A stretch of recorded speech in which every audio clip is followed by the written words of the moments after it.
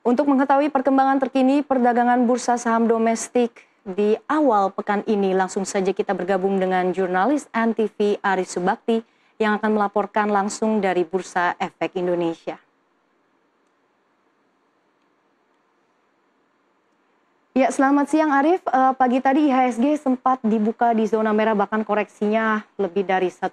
Namun sepertinya aksi jual investor ini sudah mulai mereda.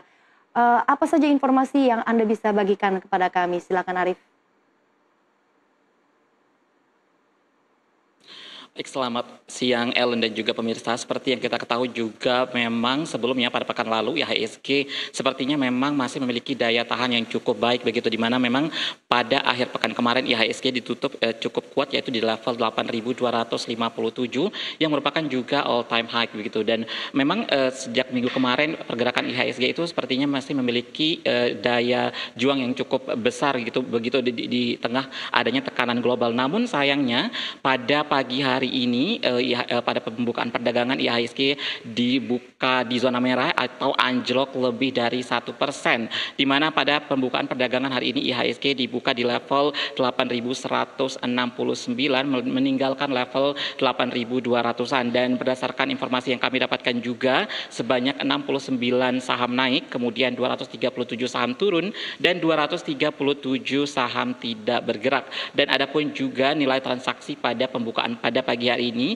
mencapai lebih dari 528 miliar rupiah, sementara untuk jumlah transaksinya melebihi 80.000 kali transaksi.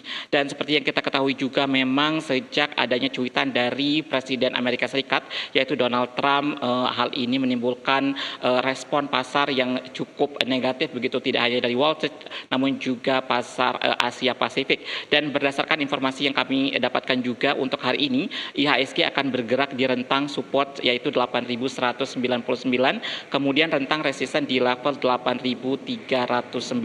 Adapun sektor yang akan masih menjadi pemberat untuk pergerakan IHSG hari ini yaitu sektor infrastruktur, industri, kesehatan dan juga sektor finansial. Sementara untuk penopang IHSG akan berasal dari sektor properti, teknologi, transportasi dan juga sektor energi. Kami juga melakukan konfirmasi dengan analis dari Mira Aset Sekuritas yaitu Nafan Aji yang menyebutkan memang pasar keuangan masih cukup volatil begitu hingga akhirnya badai datang dari Amerika Serikat setelah cuitan dari Donald Trump yang memang berencana untuk menaikkan tarif impor terhadap Cina yaitu sebesar 100%, dan ini akan berlaku pada 1 November mendatang. Tentunya ini juga menimbulkan gejolak pasar global yang cukup besar begitu, dan hal ini juga dapat kita saksikan memang setelah 24 jam setelah cuitan ini dilakukan, Wall Street sendiri yaitu menyusut lebih dari 33.000 triliun dan menjadikan koreksi yang terbesar begitu terhadap Wall Street.